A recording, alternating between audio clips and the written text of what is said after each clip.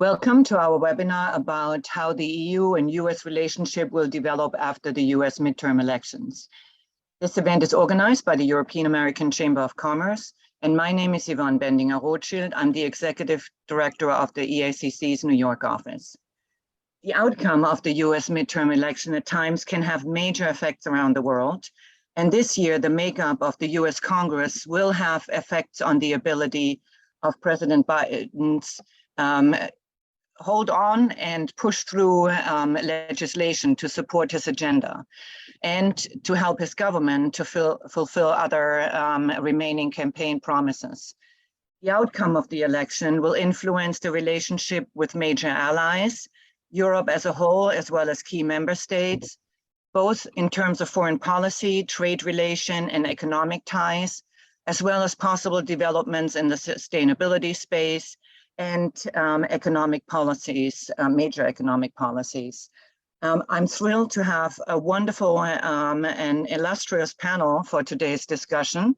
We are joined by David O'Sullivan. He's the Director General of the Institute of International and European Affairs and the former EU Ambassador to the United States.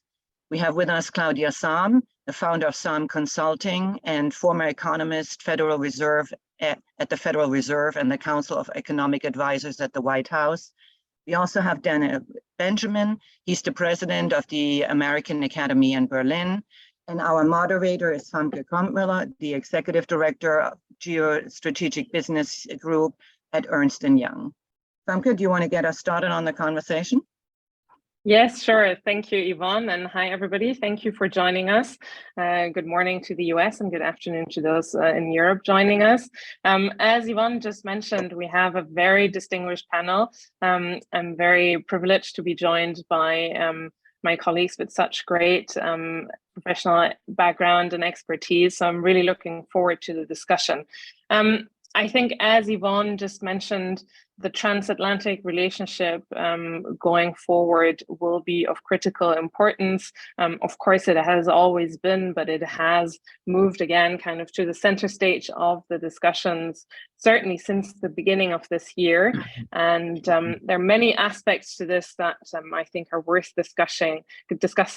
But I would like to start with the one issue that definitely historically has always been at the center stage of the transatlantic relationship, but since the beginning of this year has come to the forefront again, which is certainly foreign policy. And maybe diving in right into, I think, one of the biggest issues with regards to foreign policy right now, of course, is the war in Ukraine and the transatlantic partnership with regards to the war in Ukraine. And I just dug out some of the numbers with regards to financial support to the Ukraine. And when we look at the US side of things, US Congress has passed a couple of packages until now, totaling $68 billion US. There is an additional aid request in. If that gets approved, which is expected from what I understand, we will be up higher, more than $100 billion US. At the same time, in the EU, the combined contributions of the UK, the EU, so the supranational level, and the 27 member states totals only $33 billion US. And even though the Commission has announced further support, almost $20 billion to support Ukraine throughout 2023, that would only total a little bit more than $50 billion US. So really less than half of what the US has so far committed.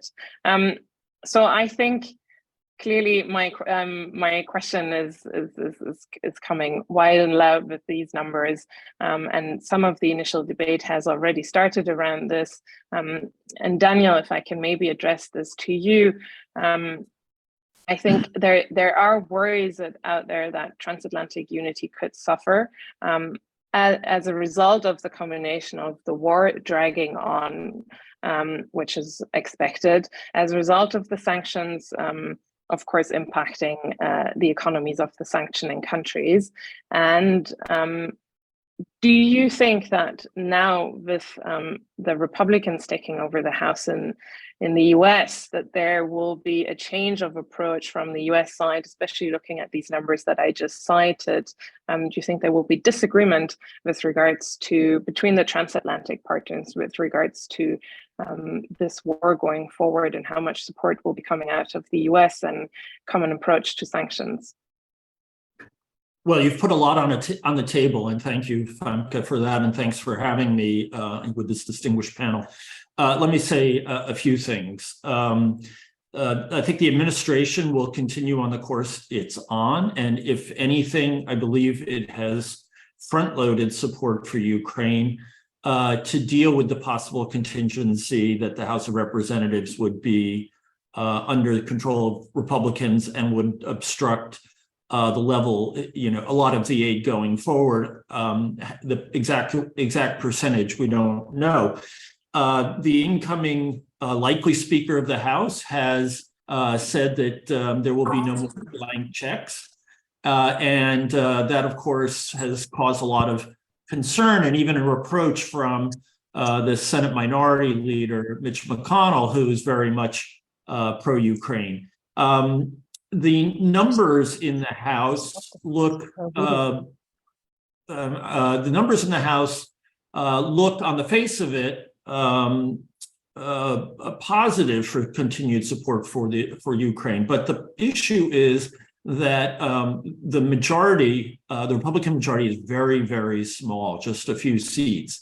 And under circumstances like that, the Republican leader, the House Speaker, will need to do everything he can to keep his caucus together. And so the leverage that the extreme groups within there, especially the Freedom Caucus, the far-right caucus within the Republican Party, will be quite strong. And so it is quite possible that that group, which opposes supporting the Ukraine the way we have, will cause a lot of trouble. And so I do think that there will be some hiccups along the way. It's hard to predict exactly what they will look like, but the possibility of someone like Marjorie Taylor Greene or some of the other extremists in the Congress holding aid to Ukraine hostage is quite significant.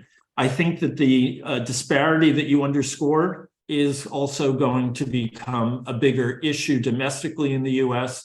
The administration will continue to pursue the policy it has of discussing differences with the EU in private and not airing differences in public. And I think there's a big desire to keep the really good relationship that has developed since the Biden inauguration intact.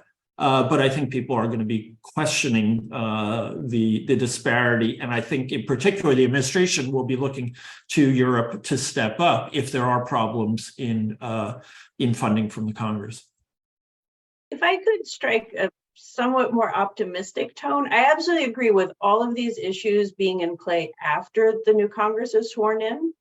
Speaking from outside of Washington, D.C., there's a really big conversation going right now about what are the Democrats going to accomplish in the lame duck session. So between now and when the Congress is sworn in, and very high on the list of priorities is getting the funding for Ukraine passed before there are these issues in the House.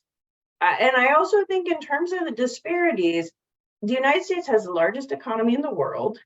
With privilege comes responsibility. And we espouse democracy as a core value of this country. So I was meeting with German top advisors in September, and of all the things that I felt confident in telling them we're going to have your back, it was in terms of funding the war effort in Ukraine. Now, I'm a macroeconomist, so not by disposition optimistic, but I do think that there's a lot of optimism. But if they don't get it done in the lame duck, everything you said is going to be a real issue, unfortunately. So, Claudia, I agree with you, and I'm optimistic about the lame duck. But remember, the number we're talking about in 1 year of 100 billion, the U.S. has never committed anything like that to a country in which it was not actively involved in hostilities. So the thing is, if that remains the kind of pull, if that remains the kind of need level going into 2023, it's going to be some rough sledding. And let's remember that we're only talking about the war effort. When it comes to reconstruction, the bill is going to be truly enormous. And so, you know, like you, I'm pleased with where the U.S. has been on this, and I'm glad to see that the U.S. has kind of reestablished its leadership role after many years of drift, not necessarily intentional drift, but just overall drift because of complacency, I think. And then, of course, the Trump era, which was dominated by transactionalism and hostility to Europe. So I'm glad with where we are. I just think that the politics get tough after January. Mm-hmm. And if I can just add to that, I think that was the right key point. The politics here, in terms of, I think we can agree that this is without alternatives, as you say, Claudia. There comes responsibility. Question is if the public views it that way, and if they support politicians, right? And ultimately, politicians at some point have election and re-election in view. And that I would actually, with that, really like to kick it to you, David, what you think about the European perspective. Do you think European countries would have the space to step up more and the public support to step up more? Because certainly in Europe here, that was the debate. Well, I mean, firstly, I agree largely with what Daniel and Claudia have said. I mean, I think the great success of this administration has been in building and maintaining a coalition of support for Ukraine, which was done with a unique diplomatic effort, I have to say, frankly. Of course, we have probably in this administration the most Eurocentric team that we've ever seen and may ever see again, starting with you know, Anthony Blinken himself, Wendy Sherman, Victoria Nuland, Amanda Stoat in the White House. So there has been a unique outreach and consultation with partners, which has really been a distinguishing feature of this administration's way of behaving, which has been, you know, very successful. The numbers are what they are, and you're right. I would just argue that Europe is bearing by far the biggest burden of what is actually happening in terms of, say, refugees. Look at refugees are costing Poland something like 2% of GDP. I'm based in Dublin, but there are 65,000 Ukrainian refugees in Ireland. That's over more than 1% of the population in a country experiencing an extreme housing crisis, and emergency housing is having to be found for all of these refugees who are fully entitled to all social welfare, healthcare benefits, and so forth. Great popular support, but I'm just pointing out this comes at an economic cost as well. And the other point I would say is that the Europeans are bearing the brunt of the sanctions. I've just been informed by my energy provider in Brussels, where I live, that my energy bill per month will be increased by 600%. And most people on a daily basis in Europe are actually experiencing direct consequences of the sanctions. So it's not really to get into who's doing more. It's just that the burden sharing maybe works in slightly different ways. And I think for the moment, there is strong popular support across the European Union for the policies which are being pursued. We know it's going to be a long haul. We, by the way, have been investing in Ukraine long before the war. We were giving some of the biggest macroeconomic aid. We know, as Daniel said, more importantly, that the reconstruction is going to cost a very large sum of money. And as Ukraine is now a candidate country for membership of the EU, the burden of that is undoubtedly broadly going to fall, certainly on the EU. So I think you have to look at this in the round. Because there are also some benefits to the US out of the present situation. Energy prices are, you know, very high in Europe. There's huge exports of energy. A lot of your American producers of LNG are making money out of exporting. It hasn't been without some benefits, side benefits for the armaments industry. So again, I think there will be conversations, and we have to demonstrate, and we understand, and I think we need to understand the politics of the United States, that the stark numbers you presented, if left in that way, will leave the American public feeling perhaps that they're bearing an undue burden. I think there are ways of looking at this slightly differently, but the reality is Europe is going to be paying the costs of this for quite some time to come, and will bear that burden, in my view, and that's how it has to also be looked at. But of course, I'm very familiar with the politics of DC, and I know how it's going to play out. And you've got the midterms, which ended slightly better for the Democrats than perhaps some people predicted, but still with problems. And of course, we're already now into 2024, the presidential election, and that's going to be high politics as well. So, this has got some way to go before we see how it all finally plays out. Thank you, David. Of course, I completely agree that there's a real difference here, I think, between, of course, as so often, right, the public debate and the easy numbers to use, and what you just rightfully pointed out, the burden that this has on Europe, and the whole kind of second part to this conversation, which is reconstruction of Ukraine, where European countries will likely play a huge role as well. And that is just coming forward and will last for years, if not much longer than that.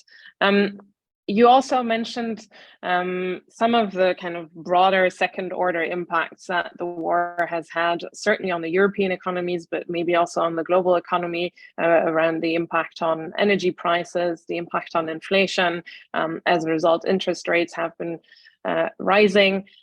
Claudia, if I can just quickly ask you, what do you think is the role of the economy? What role could the economy play in impacting the unity in the transatlantic relationship, especially with regards to monetary policy, but maybe broader than that as well?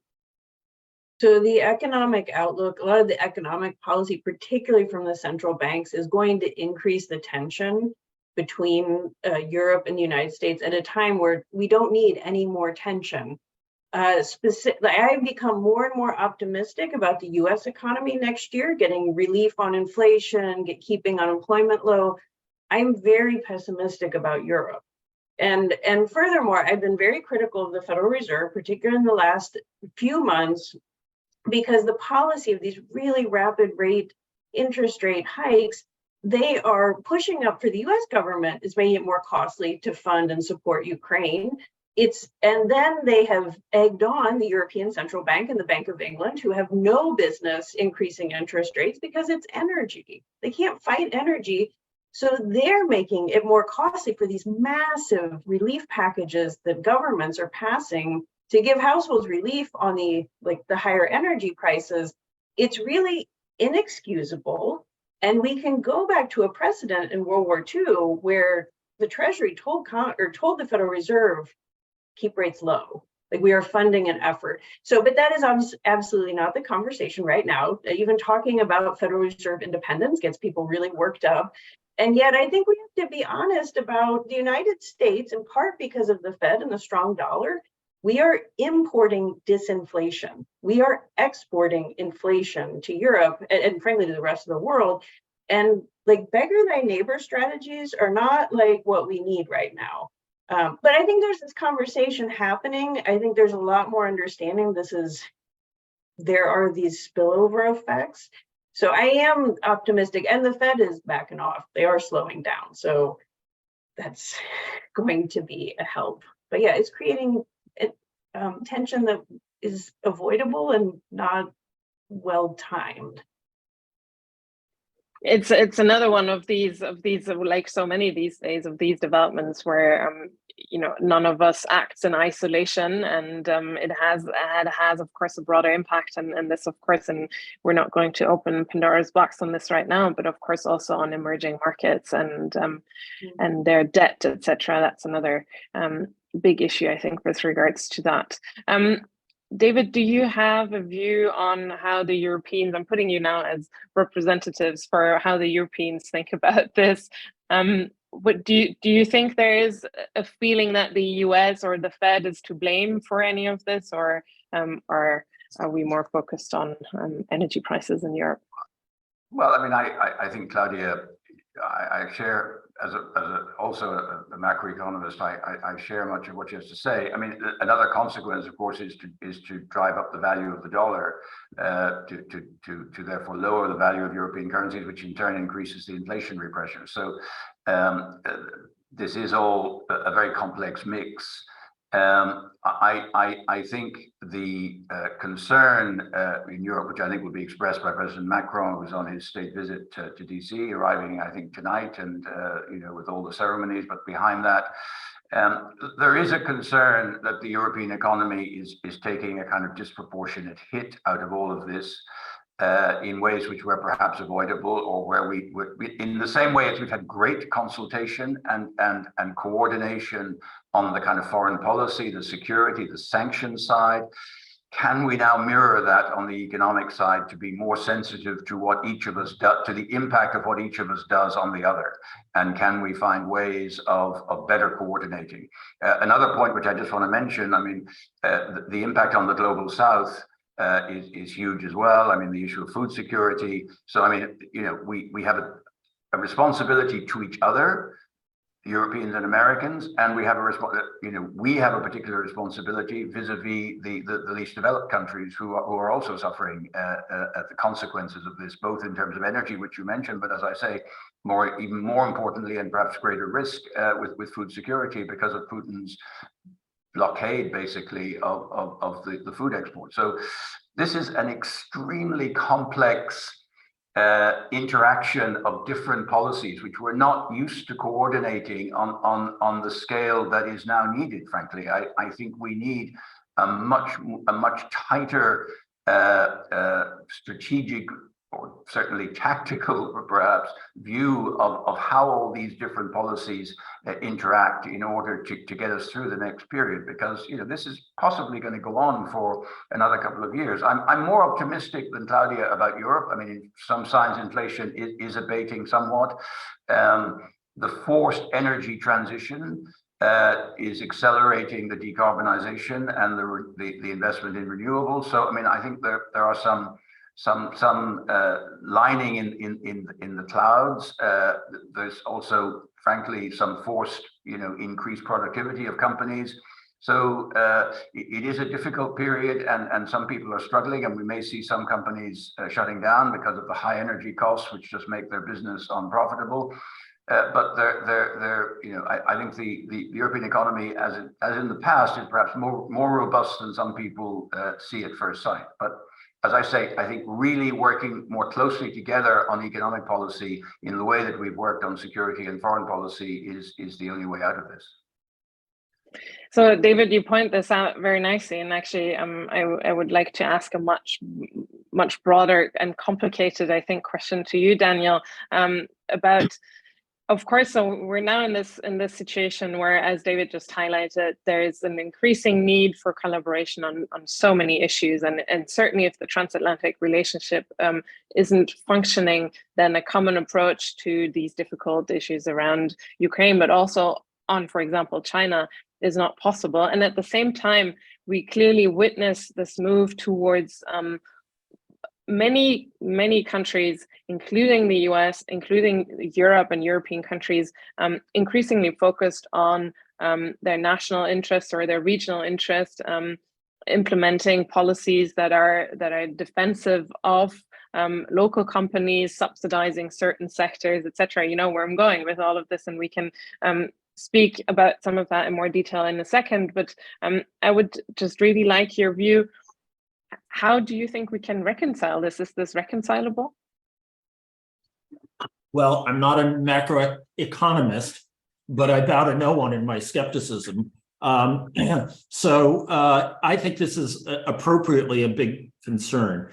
And David and I see eye to eye on how the consultation has gone on the security side of things. For the administration, in my view, the need to show that the challenges of, shall we say, the past chapter of globalization have in some way been overcome is paramount. Okay, so we are facing right now tensions over trade related to the Inflation Reduction Act and the subsidies that will go to US and I guess also Canadian and Mexican firms regarding green technology, especially battery production. President Biden tweeted out last night something that I think is the perfect epigram on this administration, which is, let me see if I can find it, but it essentially said, we're in the past, America exported jobs. Now we're exporting things and creating jobs together, working with our unions and our firms. And I think that is the essence of where the US is. And I think that to deepen the analysis a little, the administration views this as not just a matter of choice, but an existential one. And that if the Democrats do not show that they have a viable way of creating jobs, building industry back in the United States, and providing, in a sense, a remedy for several decades in which we exported millions of jobs, principally to China, they fear that we will simply see the return of Donald Trump or someone like Donald Trump, and there will be a real danger to American democracy because of all the policies that are wrapped up with that. We can all talk about how the analysis may be flawed and how there are better ways to do business, but they're working off their perception of American perceptions, American mentalities right now. And so there is going to be real friction over the issues, especially over these issues, especially trade, strong dollar, central bank policies, interest rates, and the like. And I think it is going to take a tremendous amount of leadership on both sides not to allow public irritation and outrage to drive policy. In other words, we're both going to have a lot of things that make us unhappy for the United States. It may be the actual amount of European support for Ukraine right now. And I fully agree with David that Europe is taking it on the chin in all kinds of ways the US isn't. But the perception in the US will nonetheless be driven by, crude analyses of who's paying the most. Europeans will be upset because energy prices have gone sky high. There's a perception that US gas producers are profiting. I think there's somewhat mistaken impression that the US is selling all these weapons to Ukraine when in fact it's giving them. So the potential for friction is great. The need for leadership is tremendous. The actual,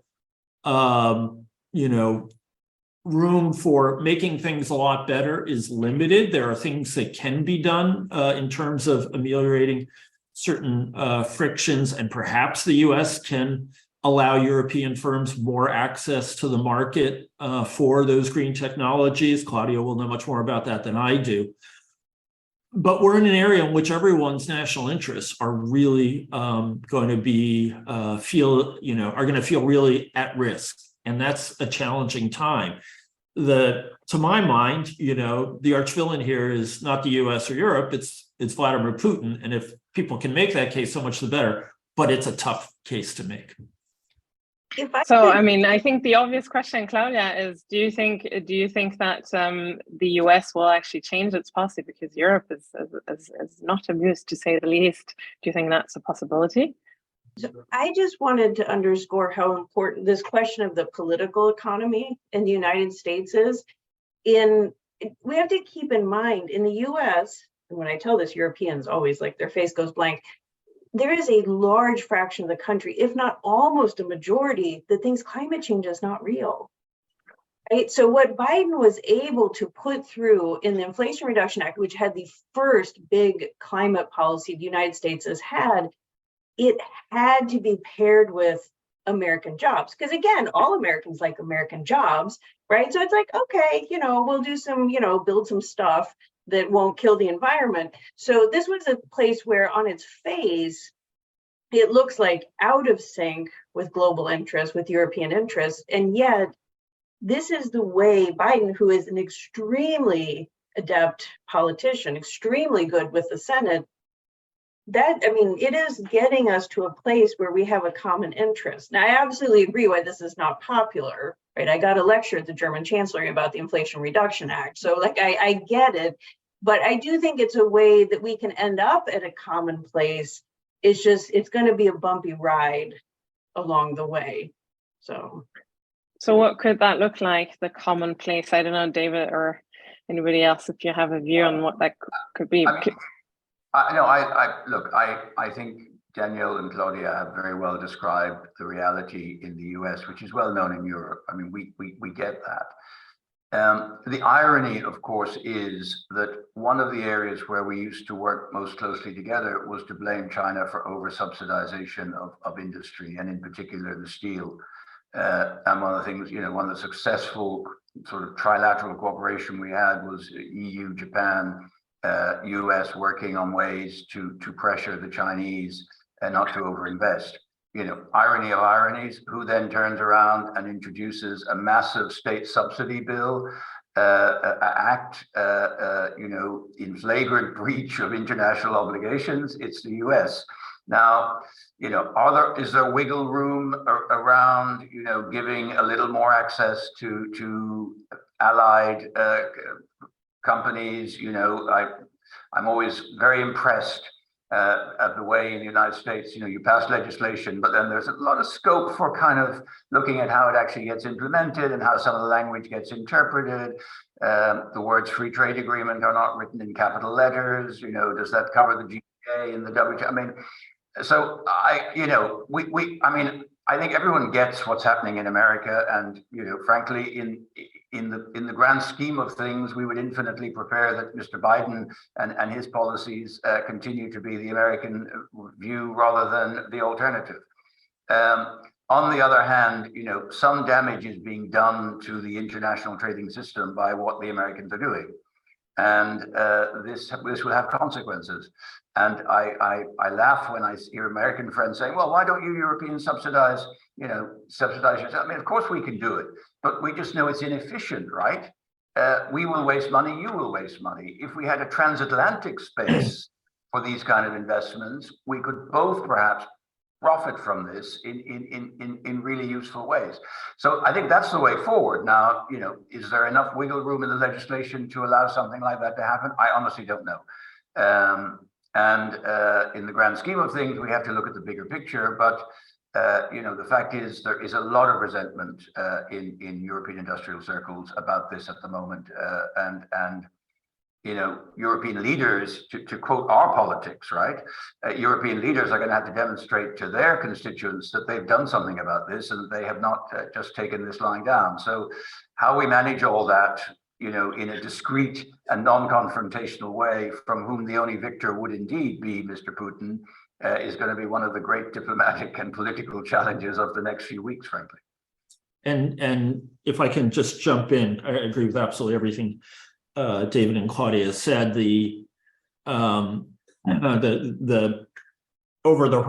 even over the horizon, but the next problem then is China. And if European firms are getting signals that they should decrease their investment in China at a moment when the US is sending signals that it is engaging in these kind of subsidies, then I think that emotions will get even more raw over that. I do think that there's a long, slow process in which US and European governments are coming to a more uniform view of China, maybe not exactly perfectly aligned, but they're more or less coming into the same ballpark. But the economics, and particularly in a country like Germany, where the dependency has become kind of a cliche that everyone's talking about, but no one has an answer for.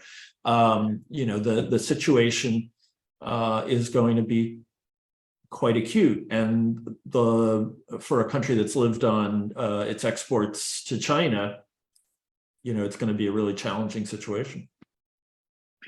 Before we go into China, and we can do that in a minute, I just quickly want to come back to the Inflation Reduction Act. And I mean, now, and David, I think, alluded to that, France, of course, and this is not the first time that France suggested this subsidizing back, but now even Germany, who has always been very much opposed to that, has said, okay, in response to that, we might have to subsidize our own companies. Do you think there's an alternative to that? I would really also like to re-explore the wiggle room. Is there space for wiggle room in this, or will the Europeans have to subsidize in response? What's the end game? Well, I mean, I think there is a serious debate. I know there are discussions ongoing. It's not going to be resolved when Mr. Macron is there, but at a technical level and at the Trade and Technology Council, there's a special working group on the IRA between the Europeans and the Americans. So let's see if some accommodation is possible. But of course, this position by the United States, which again, I appreciate the politics of, is going to drive the argument in Europe, but we also need to do the same. Then we in Europe, by the way, have a debate between us about how much of that is controlled at European level and how much is left to the national level, because there's already some resentment within the EU about the extent of the German energy relief package and whether this is compatible with the state aid, our very stringent state aid rules, which were relaxed during the pandemic. So there's a difficult internal European debate. But I just really hope that we do this in an intelligent way, because you can waste so much money on this stuff if you allow bad subsidization and bad public spending on industrial policy. It's difficult to get it right. As we know in the past, when we subsidized massively the steel industry, the shipbuilding industry, instead of investing in the technologies of tomorrow, and that money in the end just went nowhere. This is meant to be an investment in the future, right? This is green technologies, it's batteries, it's chips, it's electric vehicles and all of that. But bear in mind that the real competitor here is China, and they have some considerable advantages already. So however we finally come out on this, we absolutely need to have a more coordinated transatlantic policy. Because if we start going at each other over this, the only winners will be politically Putin and economically China. And Claudia on the US. Oh, just in terms of the coordination, I think it's both in the policy and the way we frame and kind of sell the policy. This has come up already before. And the feedback effect that I think could be really beneficial for Europe is in the infrastructure plan that passed. Like, we also had an infrastructure week for the first time after promised for years. There was money for building out charging stations. The United States is growing its market for electric vehicles, and Europeans make some really nice cars, right? So I would fully imagine that you can see European car makers in the EV space benefiting from the US having a bigger market and having a real demand for luxury EVs that are not from Elon Musk. He's taking care of that. So I think that when you think about the feedback effects, they could be really beneficial. And we are friendshoring a lot of this production, right? Getting it out of China, getting it out of countries that are, run by dictators. And so, but I think that has to be sold. Like, as a macroeconomist, we love thinking about the feedback effects and where we end up, but that is not, like, it's really easy to get focused on what just happened, one legislation, one rule at a time, and not think about, well, what is the path future? But if we don't sell it, we're gonna get really stuck in the arguments right now. And and it is not going to be countries that we want to benefit that will benefit from that, coordination and collaboration falling apart. If I can just pick up on just one thing, Claudia, you know what I'm going to say. Infrastructure investment requires you to look at US procurement rules, which are, anything but particularly friendly for foreign companies. Just look at the Jones Act and the dredging in the Gulf of Mexico, right? But you're right. I mean, we have to also try and see the positive side of what is being done and find ways of sharing some of the benefits of the money going to be spent on both sides of the Atlantic in this endeavor. So if I can quickly come back to something that we have already mentioned, which is the Trade and Technology Council, which was obviously kind of proactively set up as a dedicated forum to deal with some of these issues to a certain extent. David, you just mentioned there's now also a technical working group on the Inflation Reduction Act. I'd love to hear your assessment about how effective this Trade and Technology Council has been, and how do you think it's going to develop in the future? I think the third meeting is happening next week or very soon. Do you think we will see some results out of this this forum? Do you think it's the right forum to coordinate? As you mentioned, there's a huge need for transatlantic coordination on these issues. And we mentioned a few, but it's much broader, right? It's about regulation of technology. It's about AI. It's about many, many things, especially in the strategic sectors bits, and especially with the competition coming from China. What is your view on that? Well, I wait to see what comes out of it, to be frank. I am a little skeptical because this is not a negotiating framework. It's a talking shop.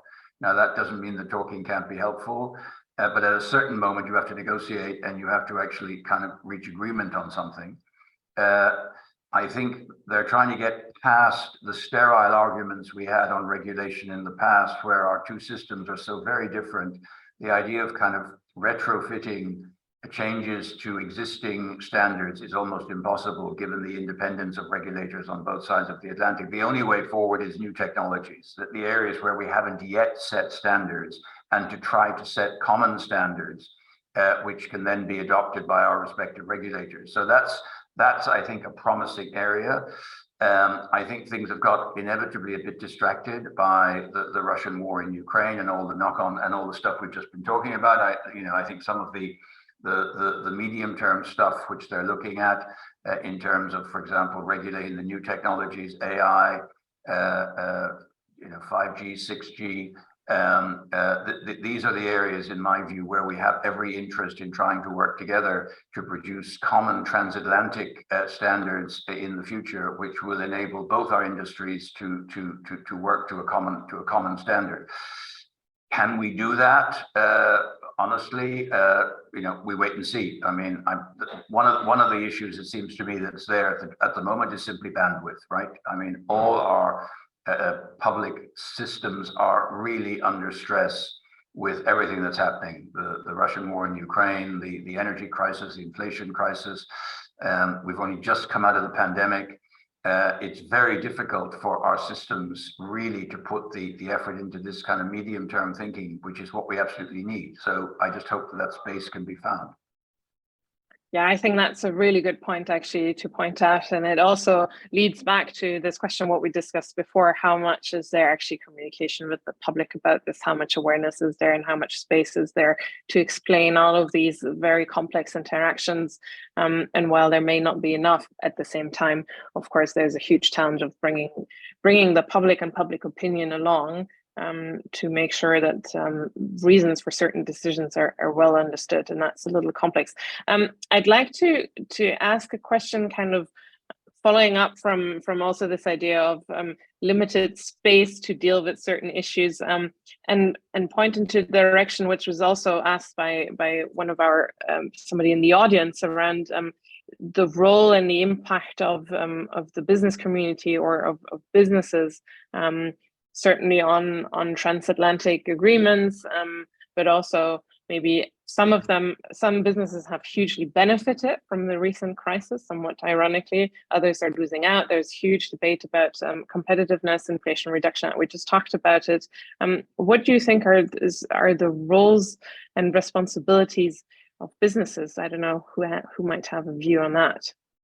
Yeah, so the first thing I'd say, this is pushing back. Well, not pushing back. I don't think it really matters if this council is functional or not in terms of technology. The fact of the matter, I'm going to pull like the little bit of Chicago school economist I have in me, is there is money to be made by being more efficient, getting into spaces that are new technologies, and like capitalism, even shareholder capitalism that we have, that works. right? It isn't enough. We do need a policy. We need regulation. We need oversight of what's going on. I have full faith, especially in some of the areas like technologies. Businesses are going to step up, right? And that's now, again, they may not step up in ways that are always conducive, but I'm very bullish on that. Like over the coming years, there has been, a really fierce debate, and particularly with members of Congress who are further left of center or policy advisors who are further left of center about the extraordinary profits that are happening right now in the United States, particularly in energy companies.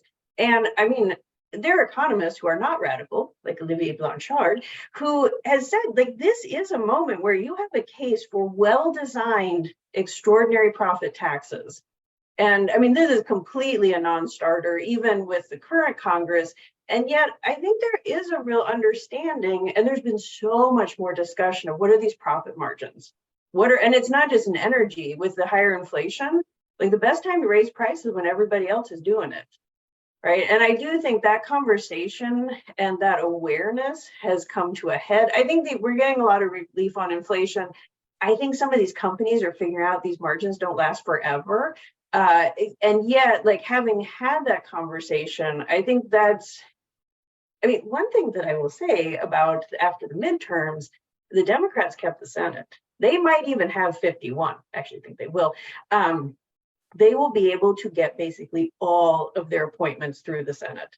And the federal agencies have a real role to play in the regulatory space, and they need leaders, and not all the agencies have their leaders. So I think there's a dimension that's really hopeful, and maybe it's better that that's where the bandwidth will be than having like showdowns in Congress. So there's a lot of good stuff going, but this is not the stuff that makes headlines. Right. This is like all behind the scenes. And again, the private sector response is going to take time. We're not going to see that in 6 months. Yeah, I mean, I can agree with a lot of that, though I do think the European perspective is slightly different, as you will probably agree, Femke. I mean, I think, we would consider that it's a social market economy that we have, not just a market economy. And there is a sentiment in Europe that there has been excessive profit taking, even through the pandemic, and certainly now with the energy companies, but other companies as well. I mean, the kind of price hikes people are seeing, say, for raw materials, for building, construction materials, and so on. It's hard to just explain it through the sort of supply bottleneck. So there is a suspicion of profit taking. I think this will eventually sort itself out. Where I think the argument for regulation is quite strong. I think in the new technologies, if companies are going to invest, and we're talking about very large sums of money, and if there are going to be regulations, which we know they are, the sooner they can understand what those regulations are going to be, and the greater the likelihood that those regulations will be common across the Atlantic, the more effective the investment will be. If we don't do that, then the risk is there'll be investments of stuff which ultimately, on one side or other of the Atlantic, is ruled out or is different. I mean, my own experience of dealing with companies is what they want is some degree of certainty. I mean, they may or may not like a regulation. What they really don't like is not knowing what future regulation will be, and then they have to, hedge their bets in 3 different directions. So I think in certain critical areas, particularly in these new technologies, we do need to try and agree a direction of travel in the way of regulation, which gives the companies sufficient certainty to feel they can go ahead and invest in the way we know is needed to make a success of these new technologies, whether this is in batteries or chips, or for example in green hydrogen, which is one of the big issues of renewable energy production, all this kind of stuff.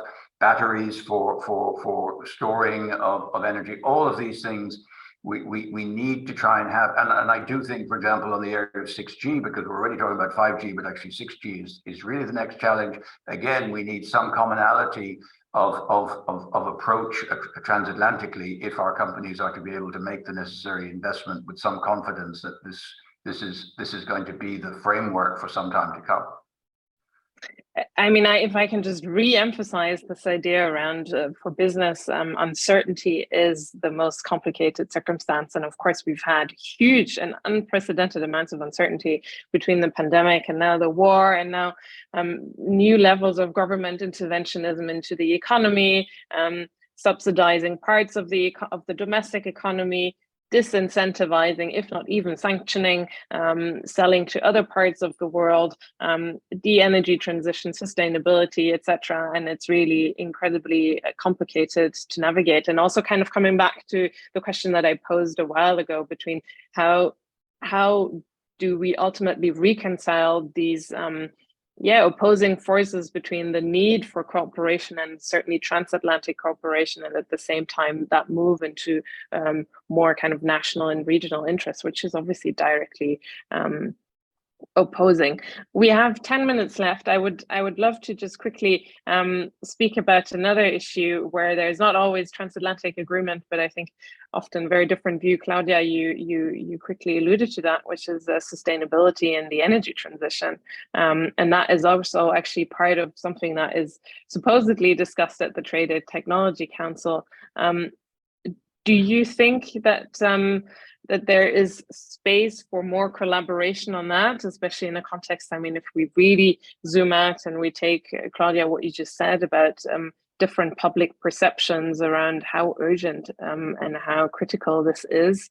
But I mean, in general, also in Europe right now, of course, there's this, what we call this energy trilemma, right? Between trying to square the circle with energy security and the price of and affordability of energy and sustainability. Impossible, if not very difficult, to square the circle.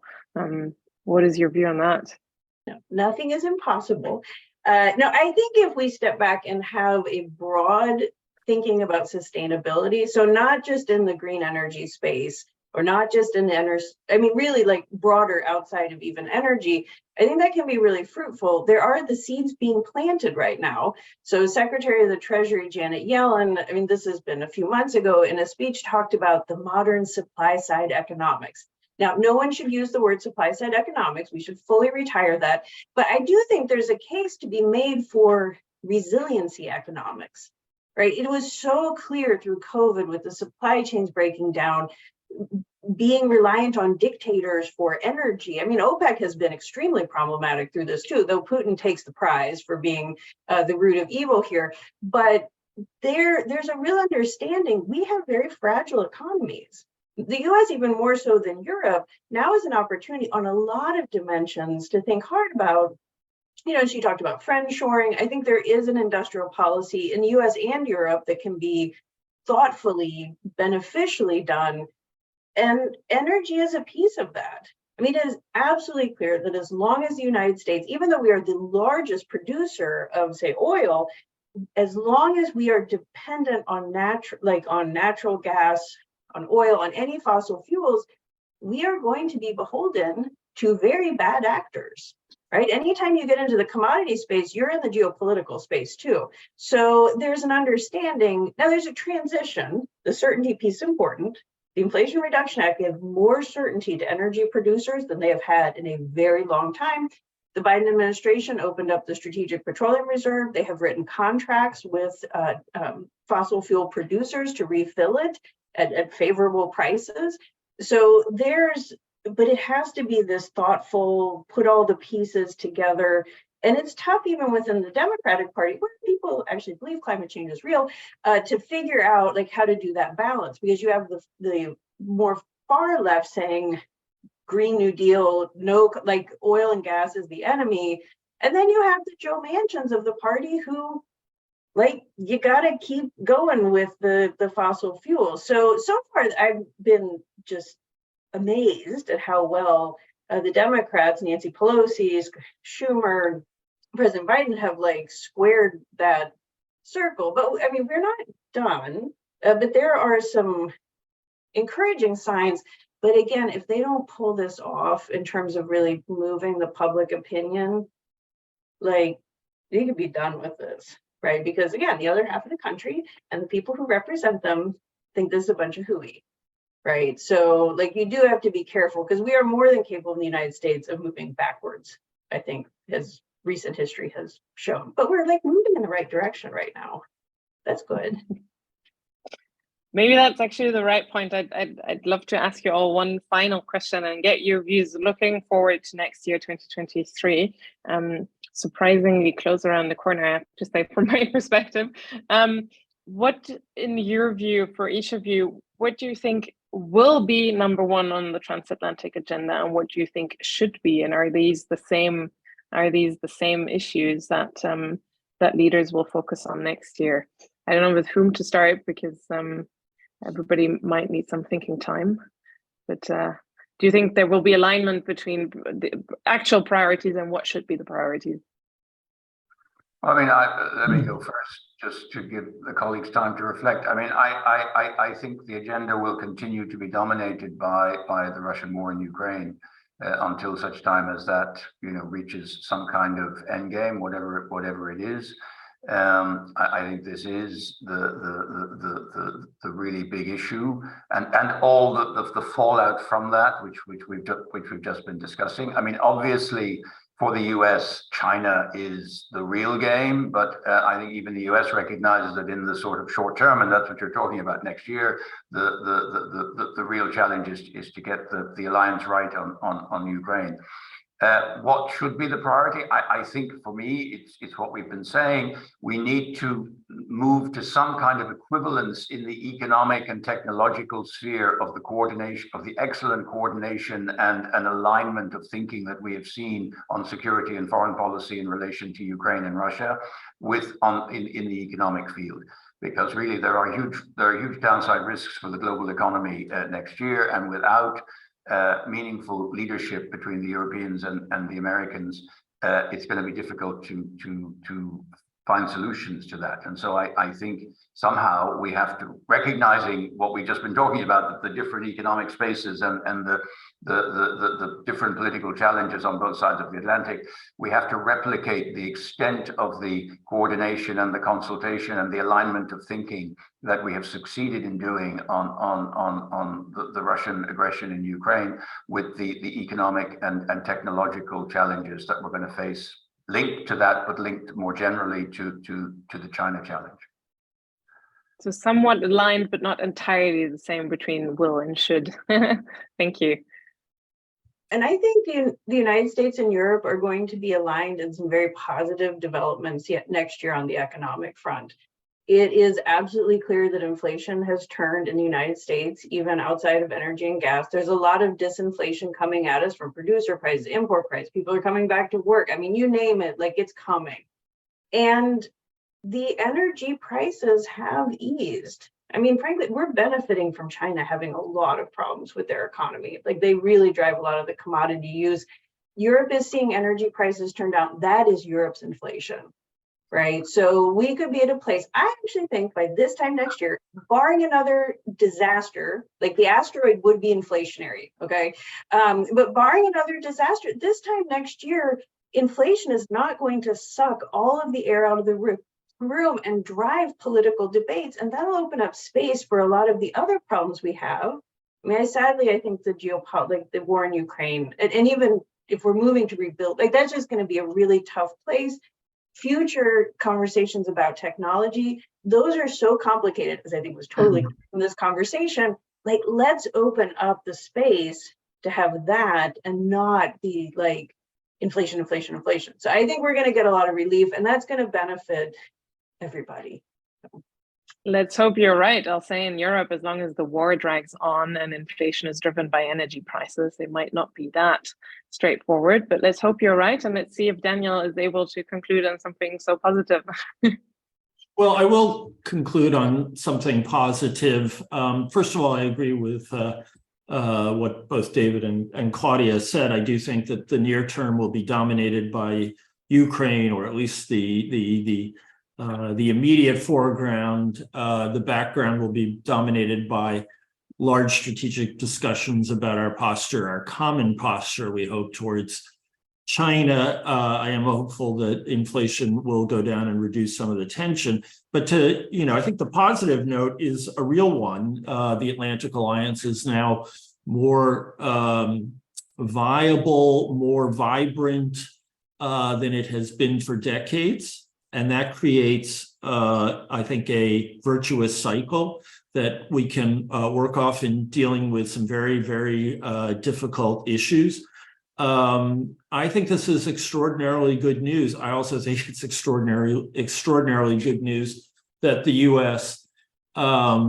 Remains on track to, shall we say, modernize a lot of its economy, even at the risk of some unwanted subsidization, and that the American people have voted strongly to maintain the integrity of their democracy, I think, or at least not to endanger the democracy through what could have been a very ugly outcome in the midterm. So I think that, at the broadest level, the indicators are positive, and the goal and the challenge of leadership here is to keep those facts, keep people focused on those facts as we make hard choices about how we work together. Again, I think there are lots of easy ways to be pessimistic, but there are really good reasons to be optimistic in a way that I would not have imagined just a few years ago.